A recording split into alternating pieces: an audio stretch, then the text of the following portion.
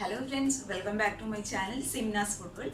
അപ്പോഴേ ഇന്ന് ഞാൻ വന്നിട്ടുള്ളത് ഗോതമ്പ് പൊടി കൊണ്ട് വളരെ എളുപ്പത്തിൽ ചെയ്തെടുക്കാൻ പറ്റിയ നല്ല സ്വീറ്റ് ആയിട്ടുള്ള നല്ല സോഫ്റ്റ് ആയിട്ടുള്ള പാൽ കേക്കിന്റെ റെസിപ്പി ആയിട്ടാണ്. അപ്പോൾ ഈ ഒരു പാൽ കേക്കിന്റെ പ്രത്യേകത എന്ന് വെച്ചാൽ നമ്മൾ ഓവനൊന്നും ഇല്ലാതെ വളരെ സിമ്പിൾ ആയിട്ട് ചെയ്തെടുക്കുന്ന നല്ലൊരു പാൽ കേക്കിന്റെ റെസിപ്പി ആട്ടോ. അപ്പോൾ പാൽ കേക്ക് എന്ന് കേൾക്കുമ്പോൾ നിങ്ങൾ വിചാരിക്കേണ്ട ഓവനൊക്കെ വേണമല്ലോ, അങ്ങനെയുള്ള പ്രശ്നങ്ങളൊന്നും ഇല്ല കേട്ടോ. പാൽ കേക്ക് എന്ന് പറയുമ്പോൾ എന്താണെന്ന് അറിയാലോ, നമ്മൾ ആദ്യകാലങ്ങളിലൊക്കെ നാട്ടിൻപുറങ്ങളിലെ ചായക്കടയിലൊക്കെ നമുക്ക് കിട്ടിക്കൊണ്ടിരുന്ന നല്ല സ്വീറ്റ് ആയിട്ടുള്ള റെസിപ്പിയാണ്. പ്രത്യേകിച്ച് കുഞ്ഞുങ്ങൾക്കൊക്കെ പെട്ടെന്ന് ഇഷ്ടപ്പെടുന്ന നല്ലൊരു റെസിപ്പി ആട്ടോ. അപ്പോൾ എല്ലാവരും ഒന്ന് കണ്ടു നോക്കി ഇഷ്ടപ്പെട്ടാൽ തീർച്ചയായിട്ടും ട്രൈ ചെയ്ത് നോക്കുക കേട്ടോ. ട്രൈ ചെയ്ത് നോക്കിയിട്ട് നിങ്ങളുടെ അഭിപ്രായങ്ങൾ നിങ്ങൾ തീർച്ചയായിട്ടും കമന്റ് ബോക്സിൽ അറിയിക്കാം. അതുപോലെ ചാനലിലെ വീഡിയോസൊക്കെ കണ്ട് ഇഷ്ടപ്പെടുകയാണെങ്കിൽ സബ്സ്ക്രൈബ് ചെയ്യാനും ലൈക്ക് ചെയ്യാനും ഷെയർ ചെയ്യാനും കൂടി മറക്കരുത് കേട്ടോ. പിന്നെ ഞാൻ ഫേസ് ഇൻട്രോ കൊടുക്കാനുള്ള പ്രധാനമായിട്ടുള്ള കാരണം ഓൾറെഡി ഞാൻ കമ്മ്യൂണിറ്റി പേജിലും പിന്നെ ഇന്നലത്തെ റെസിപ്പിയിലൊക്കെ പറഞ്ഞിട്ടുണ്ടായിരുന്നു. നമ്മുടെ ചാനൽ നമ്മുടെ ഫാമിലി 1 ലൈക്ക് സബ്സ്ക്രൈബേഴ്സ് ആയിട്ടുണ്ട്. അപ്പോൾ ഇത്രയും പെട്ടെന്ന് ആവുന്ന ഒരിക്കലും വിചാരിച്ചില്ല കേട്ടോ. അപ്പോൾ നിങ്ങൾക്ക് എല്ലാവർക്കും ഒരുപാട് നന്ദിയുണ്ട്. അപ്പോൾ നിങ്ങളുടെ പ്രാർത്ഥനയും നിങ്ങളുടെ അനുഗ്രഹവും നിങ്ങളുടെ സപ്പോർട്ടും കൊണ്ടായിരിക്കാം ചാനൽ ഇത്ര പെട്ടെന്ന് 1 ലൈക്ക് സബ്സ്ക്രൈബേഴ്സ് ആയത്. അപ്പോൾ ഒരുപാട് താങ്ക്സ് കേട്ടോ. അപ്പോൾ ഇനി നിങ്ങളുടെ സപ്പോർട്ടും പ്രാർത്ഥനയും എല്ലാം വേണം. അപ്പോൾ നമുക്ക് പെട്ടെന്ന് എൻ്റെ വീഡിയോയിലോട്ട് കിടക്കാം. വീഡിയോയിലോട്ട് കിടക്കുന്നതിന് മുന്നേ ചാനലിൻ്റെ വീഡിയോസൊക്കെ കണ്ട് ഇഷ്ടപ്പെടുകയാണെങ്കിൽ സബ്സ്ക്രൈബ് ചെയ്യുക. അപ്പോൾ നമുക്ക് പെട്ടെന്ന് തന്നെ ഈ റെസിപ്പി എങ്ങനെ ചെയ്യുന്നു നോക്കാം.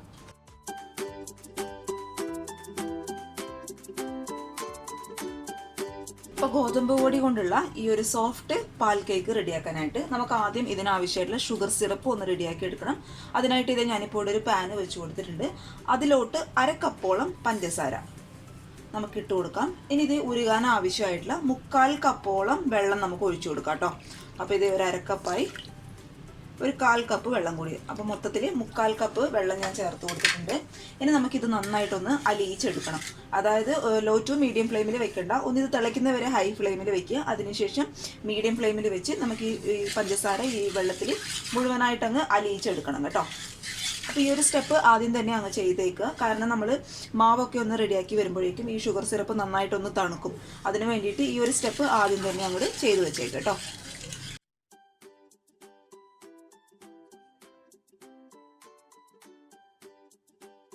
ഷുഗർ സിറപ്പ് ഇവിടെ റെഡി ആയിട്ടുണ്ട്. ഒരുപാട് തിളച്ച് നൂൽ പരിവാവേണ്ട ആവശ്യമൊന്നുമില്ല. ജസ്റ്റ് നമ്മൾ ഇട്ട് കൊടുത്ത പഞ്ചസാര നമ്മുടെ വെള്ളത്തിൽ മുഴുവനായിട്ട് അലിഞ്ഞു ചേരണം. അതേസമയം നമ്മുടെ വെള്ളം ഒന്ന് കുറുകി വരണം കേട്ടോ. അപ്പോൾ ഈ ഒരു പരുവത്തിലാണ് ഷുഗർ സിറപ്പ് ആക്കിയെടുക്കേണ്ടത്. ഇനി നമുക്കിത് ചൂടാറാനായിട്ട് അങ്ങോട്ട് മാറ്റി വെക്കാം. ഈ ഒരു സമയത്ത് സ്റ്റവ് അങ്ങോട്ട് ഓഫ് ചെയ്തോളൂ കേട്ടോ.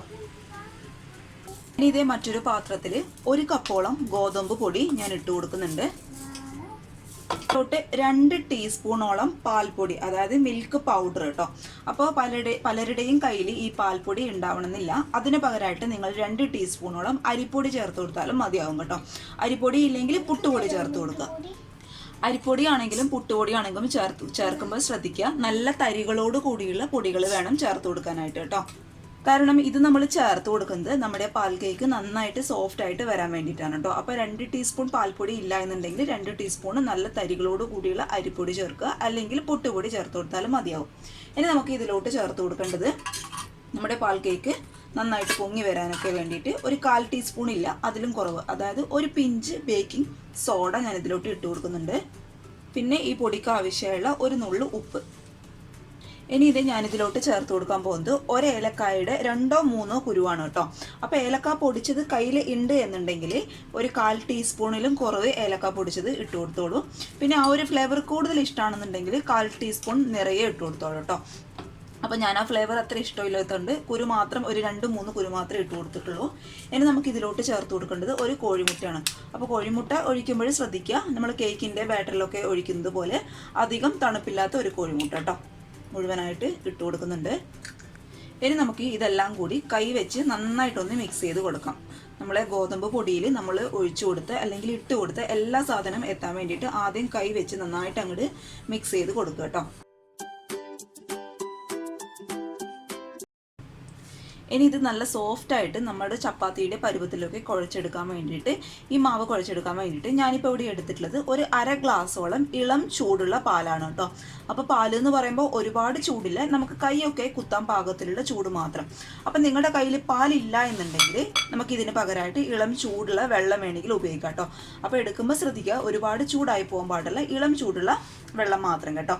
അപ്പോൾ കൂടുതൽ നല്ലത് പാൽ കേക്കിന് അറിയാലോ പാല് തന്നെയാണ്. അപ്പോൾ പാല് കയ്യിലുണ്ടെങ്കിൽ പാല് തന്നെ എടുക്കാനായിട്ട് നോക്കുക. നോക്കുക. ഇനി നമ്മളിത് ചപ്പാത്തിക്കൊക്കെ കുഴയ്ക്കുന്ന പോലെ കുറേശ്ശെയായിട്ട് പാലൊഴിച്ച് നന്നായിട്ട് സോഫ്റ്റായിട്ട് അങ്ങ് കുഴച്ചെടുക്കാനായിട്ട് നോക്കുക. അപ്പോൾ പാലായാലും വെള്ളമായാലും ഒരുമിച്ച് അങ്ങ് ഒഴിക്കാനായിട്ട് പാടില്ല. കുറച്ചായി ഒഴിച്ചിട്ട് സോഫ്റ്റായിട്ട് അങ്ങോട്ട് കുഴച്ചെടുക്കുക കേട്ടോ. അപ്പോൾ കുഴയ്ക്കുന്നതിന് മുന്നേ നിങ്ങൾ ഇതിലോട്ട് ഒരു സാധനം കൂടി ചേർത്ത് കൊടുക്കണം കേട്ടോ. എൻ്റെ അടുത്തത് ചേർത്ത് കൊടുക്കാനായിട്ട് വിട്ടുപോയതാണ്. ഒരു 3 ടീസ്പൂണോളം പഞ്ചസാരയും കൂടി ഞാൻ ഇതിലോട്ട് ചേർത്ത് കൊടുക്കുന്നുണ്ട്. ഇത് ആദ്യം തന്നെ ചേർക്കണം കേട്ടോ. നമ്മൾ ഉപ്പ്, ബേക്കിംഗ് സോഡ അത് ചേർത്ത സമയത്ത് തന്നെ ചേർത്ത് കൊടുക്കണം. എൻ്റെ അടുത്ത് ചേർക്കാനായിട്ട് വിട്ടുപോയതാണ്. അപ്പോൾ 3 ടീസ്പൂണോളം പഞ്ചസാര നമുക്കിതിലോട്ട് ആഡ് ചെയ്ത് കൊടുക്കാം.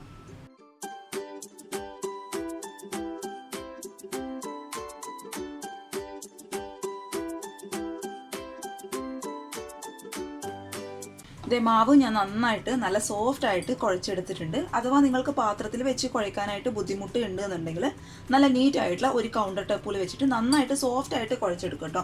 നമ്മുടെ കുഴച്ചെടുക്കലിലാണ് പാൽ കേക്കിൻ്റെ സോഫ്റ്റ്നെസ് ഉണ്ടാകുക. അതുകൊണ്ട് നന്നായിട്ട് ശ്രദ്ധിച്ചിട്ട് സോഫ്റ്റായിട്ട് കുഴച്ചെടുക്കുക. പിന്നെ കുഴച്ചെടുക്കുമ്പോൾ കയ്യിൽ ഒട്ടിപ്പിടിക്കുന്നു അങ്ങനെ ഒരു പ്രശ്നം ഉണ്ടെങ്കിൽ കുറച്ച് ഓയിലോ വെളിച്ചെണ്ണയോ തടവിട്ട് നന്നായിട്ട് അങ്ങോട്ട് കുഴച്ചെടുക്കാം. ഇനി നമുക്കിതൊരു 5 മിനിറ്റ് ഒന്ന് റെസ്റ്റ് ചെയ്യാനായിട്ട് വെക്കാം. അപ്പോഴേ നമ്മൾ ചേർത്ത് കൊടുത്ത പഞ്ചസാരയും അതുപോലെ ബേക്കിംഗ് സോഡയൊക്കെ കറക്റ്റായിട്ട് മാവിലോട്ട് അങ്ങോട്ട് അലിഞ്ഞു ചേർത്തുള്ളൂ. അപ്പം നമുക്കിതൊരു 5 മിനിറ്റ് ഒന്ന് റെസ്റ്റ് ചെയ്യാനായിട്ട് വെക്കാം. ഇനി ഇത് 5 മിനിറ്റ് റെസ്റ്റ് ചെയ്യാൻ വെച്ചതിന് ശേഷം നമുക്കിത് പരത്തിയെടുക്കാം. പിന്നെ പരത്തിയെടുക്കുമ്പോൾ ശ്രദ്ധിക്കുക, ഒരുപാട് നൈസായിട്ട് പരത്തിയെടുക്കാനായിട്ട് പാടില്ല കേട്ടോ. ഇച്ചിരി കട്ടിയോടുകൂടി വേണം നമുക്ക് പാൽ കേക്കിൻ്റെ മാവ് പരത്തിയെടുക്കാനായിട്ട്. പിന്നെ കൗണ്ടർ ടോപ്പിലാണെങ്കിൽ വെച്ച് നിങ്ങൾ പരത്തുന്നതെങ്കിൽ കുറച്ച് ഗോതമ്പിൻ്റെ പൊടി ഇതിലോട്ട് ഇട്ട് കൊടുത്തതിന് ശേഷം നമ്മൾ സാധാരണ ചപ്പാത്തിക്കൊക്കെ പരത്തില്ലേ അതുപോലെ അങ്ങോട്ട് പരത്തിയെടുക്കുക കേട്ടോ. ഞാനിപ്പോൾ ചപ്പാത്തി പലകയിൽ വെച്ചിട്ടാണ് പരത്തിയെടുക്കുന്നത്.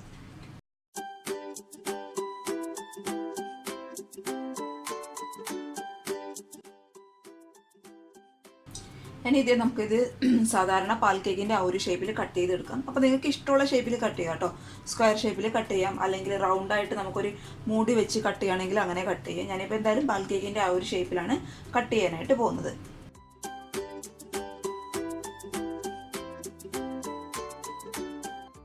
ഇനി ഇത് നമുക്കിത് ഓരോന്നായിട്ട് നന്നായിട്ട് തിളച്ചുകൊണ്ടിരിക്കുന്ന എണ്ണയിലോട്ട് ഇട്ട് കൊടുക്കാം കേട്ടോ. നന്നായിട്ട് തിളക്കണം. അതിപ്പോൾ ഞാനിപ്പോൾ ഇവിടെ സാധാരണ ഓയിൽ, അതായത് വെജിറ്റബിൾ ഓയിലാണ് എടുത്തിട്ടുള്ളത്. നിങ്ങൾക്ക് എന്തായാലും കുഴപ്പമില്ല കേട്ടോ, നിങ്ങളുടെ ഇഷ്ടത്തിനനുസരിച്ച് എടുക്കുക.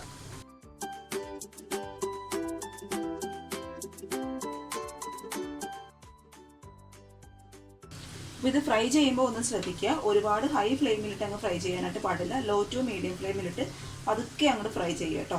ഇത് നന്നായിട്ട് പൊങ്ങി വരുന്നുണ്ട്. ഈ ഒരു ഷേപ്പിലായി കിട്ടണം നമുക്ക്, അപ്പോഴേ കാണാനായിട്ട് ഒരു ഭംഗി ഉണ്ടാവും.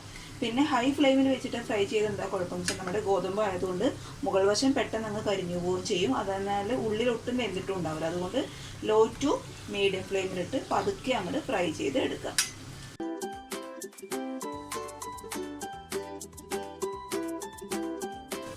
ഇനി ഇത് ഈ ഒരു കളറൊക്കെ ആയെന്ന് തോന്നുമ്പോൾ പതുക്കെ നമുക്ക് എണ്ണയിൽ നിന്ന് അങ്ങോട്ട് മാറ്റി കൊടുക്കാം കേട്ടോ.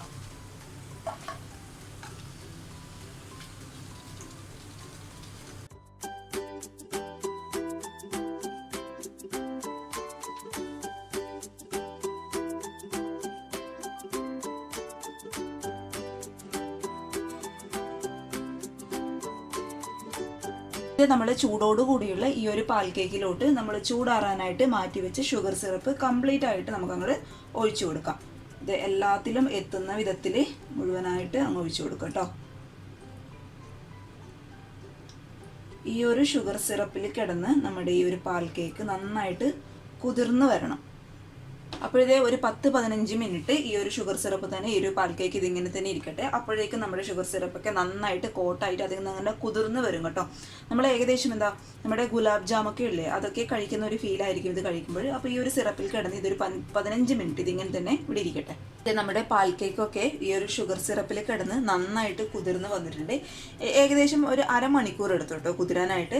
അപ്പോൾ നിങ്ങൾക്ക് അരമണിക്കൂർ എടുത്ത് കുതിർന്നില്ല എന്നുണ്ടെങ്കിൽ കൂടുതൽ സമയം ഇതിലിട്ട് വെച്ചിട്ട് നന്നായിട്ട് ആ ഒരു ഷുഗർ സിറപ്പിൽ കിടന്ന് നമ്മുടെ ഈ ഒരു പാൽ കേക്ക് നന്നായിട്ട് സോഫ്റ്റ് ആയിട്ട് വരണം. അതിനുശേഷമേ കഴിക്കാനായിട്ട് ടേസ്റ്റ് ഉണ്ടാകും കേട്ടോ. അപ്പോൾ ഞാൻ ഓൾറെഡി ഒരെണ്ണം കട്ട് ചെയ്തിട്ടുണ്ട്, അത് ഒരെണ്ണം കാണിച്ചു തരാം കേട്ടോ. ഇത് ഇങ്ങനെ കിട്ടണം, നന്നായിട്ട് കുതിർന്ന് ഒരു സോഫ്റ്റ് ആയിട്ട് നമ്മൾ ഇങ്ങനെ വായിലിടുമ്പോൾ അലിഞ്ഞു പോകണം, അങ്ങനെ കിട്ടണം കേട്ടോ. അപ്പോഴാണ് കറക്റ്റ് ടേസ്റ്റ് ഉണ്ടാവുക. അപ്പോൾ എല്ലാവരും ഒന്ന് റെഡിയാക്കി നോക്കുക. കുഞ്ഞുങ്ങൾക്കൊക്കെ തീർച്ചയായിട്ടും ഇഷ്ടപ്പെടും. അപ്പോൾ മധുരമൊക്കെ ഇഷ്ടപ്പെടുന്നവർക്ക് നല്ലൊരു റെസിപ്പിയാണെന്ന് വിചാരിക്കുന്നു. അപ്പോൾ എല്ലാവരും ട്രൈ ചെയ്ത് നോക്കിയിട്ട് അഭിപ്രായങ്ങളൊക്കെ അറിയിക്കുക. അതുപോലെ ചാനലിലെ വീഡിയോസൊക്കെ കണ്ട് ഇഷ്ടപ്പെടുകയാണെങ്കിൽ സബ്സ്ക്രൈബ് ചെയ്യാനും വീഡിയോ കണ്ട് ഇഷ്ടപ്പെടുകയാണെങ്കിൽ ലൈക്ക് ചെയ്യാനും ഷെയർ ചെയ്യാനും മറക്കരുത് കേട്ടോ.